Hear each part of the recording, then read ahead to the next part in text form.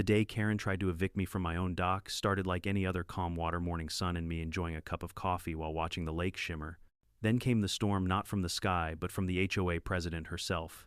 Karen marched down in her oversized sun hat, clutching a folder thick with violation notices, barking orders like she owned the shoreline. She waved a paper in my face and shouted that I had 24 hours to vacate my dock or face heavy fines. My dock, the one I built with my own two hands. But what Karen didn't know, what made me smile through her tirade, was that in less than an hour the balance of power would flip. The woman who threatened to strip me of my peace would soon watch her most prized possession disappear right before her eyes. Because while she tried to take my dock, I was about to take her boat. My name's Jack. I'm 58 years old, semi-retired, and for the first time in decades, I thought I had finally found peace. After 35 years of working construction, saving every dime I could, and raising two kids who are now grown and living their own lives, I bought myself a lakeside home. It wasn't the fanciest place on the shore, but it was mine. Every nail, every board, every inch of that dock had my sweat in it. For me, the dock wasn't just a wooden platform stretching over water, it was freedom. It was the place I cast my fishing line at dawn, where I sipped coffee with the morning fog, where I taught my grandkids to tie knots and skip stones. If life had a front porch, that dock was mine. I thought neighbors would be the cherry on top. A small, picturesque community nestled around a crystal lake where everyone waved to each other on the road, where you could borrow a wrench without a second thought.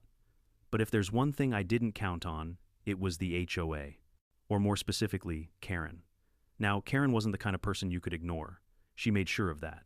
Imagine a woman in her mid-40s, always overdressed for a lakeside walk, strutting around with a clipboard like it was a crown. She was the self-appointed queen of the HOA, and she wore that title with more arrogance than the mayor of any city I'd ever lived in. Her lipstick was as loud as her opinions, and her voice carried across the lake like a bullhorn. If you so much as painted your mailbox the wrong shade of white, Karen would know, and she'd have a violation letter in your mailbox before the paint dried. Her house, the biggest on the block, screamed money. The kind of sterile, magazine-perfect house no one ever actually enjoys living in. Out front sat her pride and joy, a gleaming, oversized boat, the sort that looked more suited for Miami than our little lake.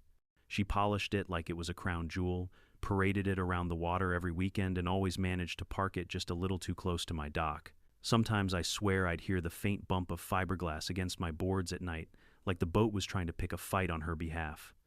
Before Karen turned her sights on me, life at the lake was peaceful. I had friends among the neighbors, old Bob next door who loved grilling, and the Martins, a retired couple who'd bring over pies from time to time. We'd chat about fishing spots, water levels, the weather.